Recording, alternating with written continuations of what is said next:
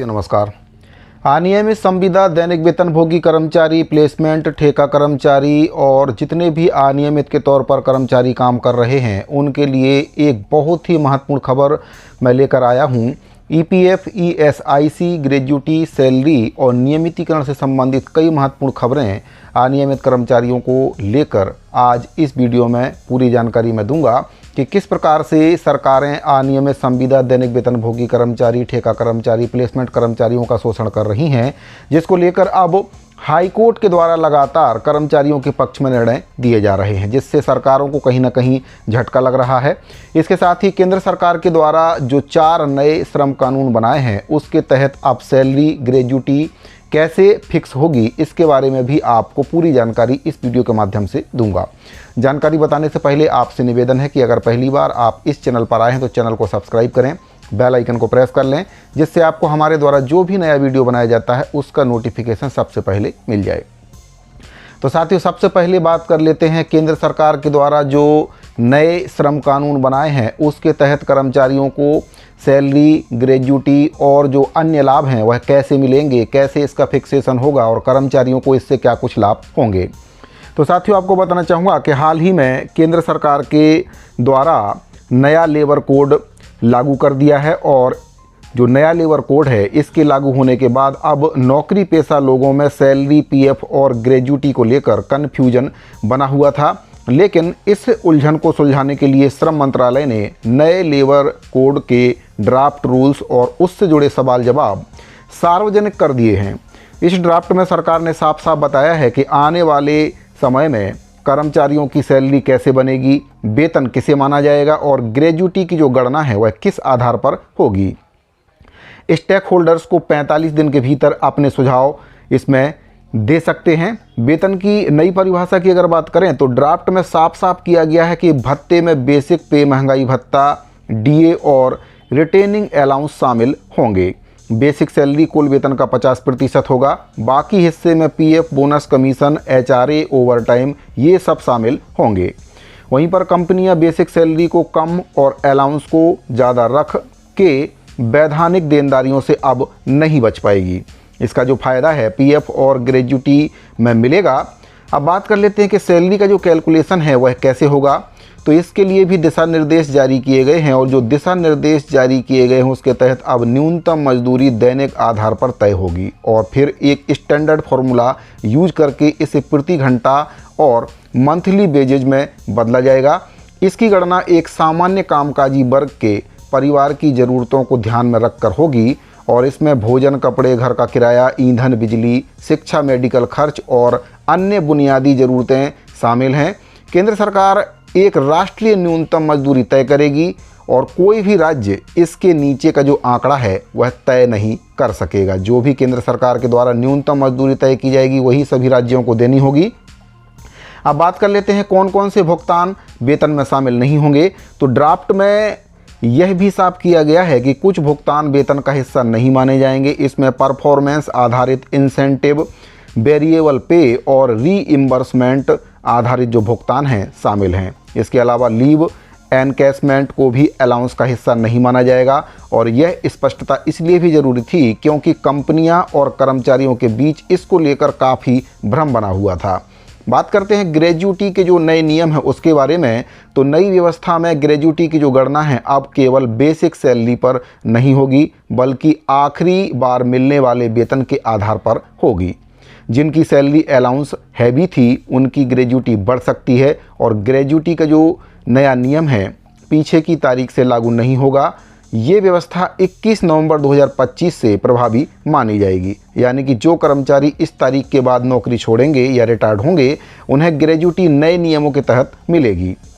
अब बात करते हैं कि किन्हें 1 साल में ग्रेजुटी मिलेगी उसके बारे में। तो ग्रेजुटी निम्न स्थितियों में मिलेगी: नौकरी समाप्त होने पर, रिटायरमेंट पर, इस्तीफे पर, मृत्यु या स्थायी अक्षमता की स्थिति में, फिक्स्ड टर्म कॉन्ट्रैक्ट खत्म होने पर और केंद्र सरकार की ओर से नोटिफाई किए गए अन्य मामलों में। फिक्स्ड टर्म कर्मचारियों को 5 साल इंतजार अब नहीं करना होगा। उनका कॉन्ट्रैक्ट पूरा होता है तो 1 साल की सेवा के बाद उन्हें ग्रेजुटी का जो हक है वह मिल जाएगा।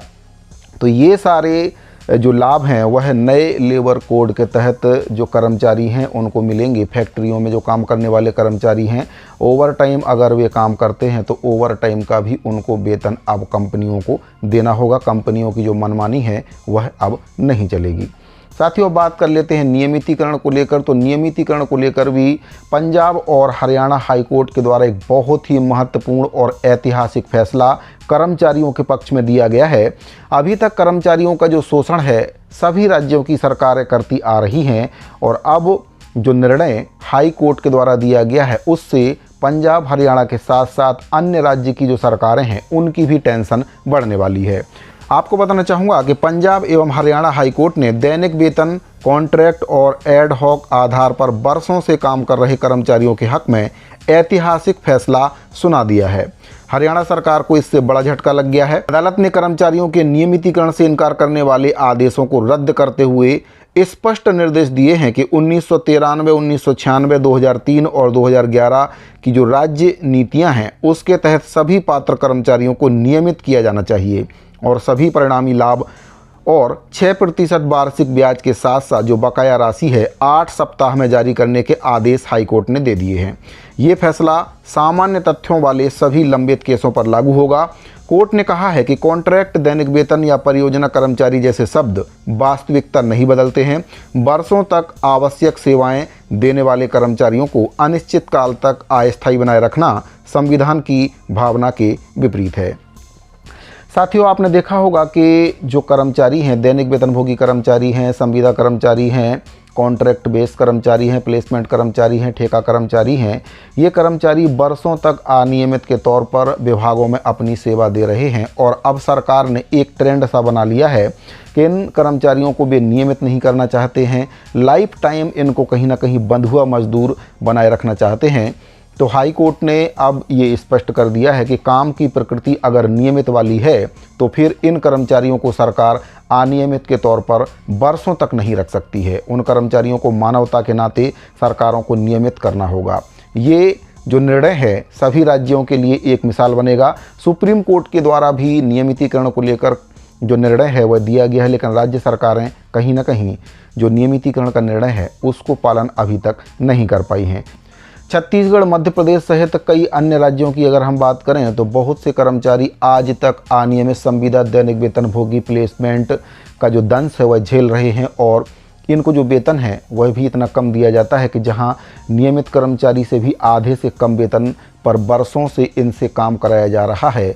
तो अगर ये जो निर्णय पंजाब हरियाणा हाई कोर्ट के द्वारा दिया गया है, बाकी राज्यों के जो कर्मचारी हैं अगर वे भी कोर्ट केस करते हैं तो उनके हक में जो निर्णय है वह आने की पूरी संभावना है। तो अगर आप भी एक अनियमित के तौर पर वर्षों से अपनी जो सेवा है, कर्मचारी अगर वर्षों से अपनी सेवा विभाग में दे रहे हैं और उनका अभी तक नियमितीकरण नहीं हो पाया है, तो फिर उनको भी कोर्ट का रास्ता अपनाना होगा, और उनका जो नियमितीकरण है कोर्ट के माध्यम से ही हो पाएगा, क्योंकि सरकारें कभी भी नहीं चाहेंगी, किसी भी कर्मचारी का नियमितीकरण करना सरकार नहीं चाहती है। साथियों, अब हम बात कर लेते हैं ईपीएफ और ईएसआईसी जैसे महत्वपूर्ण जो लाभ हैं वे कर्मचारियों को नहीं मिल रहे हैं, उनसे भी सरकारें कहीं ना कहीं कर्मचारियों को वंचित रख रही हैं। अब इसको लेकर एक बहुत ही महत्वपूर्ण आदेश छत्तीसगढ़ के एक ज़िले से जारी हुआ है, जिसमें जो कर्मचारी हैं उनको ईपीएफ और ईएसआईसी जैसे महत्वपूर्ण लाभ देने को लेकर आदेश जारी हुआ है। तो साथियों, ये जो आदेश है आपका कार्यालय कलेक्टर श्रम शाखा जिला गोरेला पेंड्रा मरवाही से 8/1/2026 को जारी किया गया है, और इसमें जो प्रति है अधिभोगी प्रबंधक समस्त कारखाना, औद्योगिक प्रतिष्ठान, दुकान एवं स्थापना, जिला गोरेला पेंड्रा मरवाही छत्तीसगढ़, समस्त निर्माण एजेंसी, शासकीय, अर्धशासकीय, नगरीय निकाय और निजी। इसमें जो विषय है ईपीएफओ और ईएसआईसी के अंतर्गत सामाजिक सुरक्षा प्रावधानों के बेहतर क्रियान्वयन विषयक संदर्भ इसमें दिया गया है। पत्र के माध्यम से कहा गया है कि विषय अंतर्गत लेख है कि कर्मचारी भविष्य निधि संगठन ईपीएफओ और कर्मचारी राज्य बीमा निगम ईएसआईसी श्रम एवं रोजगार मंत्रालय से सांविधिक निकाय है जो कर्मचारियों को पेंशन, पीएफ, चिकित्सा देखभाल और नगद लाभ के रूप में सामाजिक सुरक्षा प्रदान करते हैं। ESI अधिनियम 1948 और EPF एंड MP अधिनियम 1952 के अनुसार नियोक्ताओं को अपने कारखानों संस्थानों का पंजीकरण करवाना और कर्मचारियों की वेतन सीमा को देखते हुए इनके लिए EPFO ESIC कवरेज सुनिश्चित करना आवश्यक है। लेकिन कई नियोक्ता और कर्मचारी इस दायरे से अभी भी बाहर रह गए हैं। इसीलिए ऐसे कर्मचारियों को किसी भी प्रकार की पूर्व प्रभावी कवरेज की बाध्यता के बिना योजना में शामिल करने के लिए EPFO और ESIC ने स्प्री और एम्प्लॉई एनरोलमेंट स्कीम 2025 शुरू की है। स्प्री योजना के अंतर्गत नियोक्ता और कर्मचारी जो इस अवधि में कवर किए जाएंगे उन्हें उनकी घोषित तिथि से कवर किया जाएगा और इस अवधि के लिए किसी भी प्रकार का रिकॉर्ड उनसे नहीं मांगा जाएगा। और ये जो योजना है 1 जुलाई 2025 से 31 दिसंबर 2025 तक 6 माह तक प्रभावी होगी। एम्प्लॉई इनरोलमेंट स्कीम 2025 एक पहल है जिसके अंतर्गत उन कर्मचारियों को स्वैच्छिक रूप से शामिल किया जा सकता है जो 1 जुलाई 2017 से 31 अक्टूबर 2025 तक EPF से वंचित रहे हैं। इसके लिए विशेष विंडो 1 नवंबर 2025 से 30 अप्रैल 2026 तक उपलब्ध रहेगी। अतः आपको निर्देशित किया जाता है कि अपने अधीनस्थ कार्यालयों में ठेका संविदा कर्मचारी श्रमिकों को इन योजनाओं के बारे में सूचित किया जाए जिससे कर्मचारी इन योजनाओं के दायरे में जो नहीं आते हैं उन्हें भी कवर किया जा सके। कार्यालयों में काम करने वाले आउटसोर्स कर्मचारियों के लिए ठेकेदारों को भुगतान करने से पहले EPF ESIC कवरेज अनुपालन सुनिश्चित करने के लिए आवश्यक कार्रवाई करके अधो हस्ताक्षरकर्ता को अवगत कराएं। तो साथियों, ये बहुत ही महत्वपूर्ण आदेश है और जो कर्मचारी वर्षों तक सामाजिक सुरक्षा EPF जैसी जो सेवाएं हैं जिनको नहीं मिल पा रही थी उनके लिए विशेष अभियान चलाया जा रहा है और जो रजिस्ट्रेशन है इस योजना के तहत कराया जा रहा है ताकि जो कर्मचारी हैं EPF और ESIC जैसी योजनाओं से जो वंचित हो रहे हैं उनको इसका लाभ मिल सके। तो साथियों, अनियमित संविदा दैनिक वेतनभोगी कर्मचारी, ठेका कर्मचारी, प्लेसमेंट कर्मचारियों के EPF ESIC और नियमितीकरण से संबंधित ये बहुत ही महत्वपूर्ण जानकारी मिल रही थी।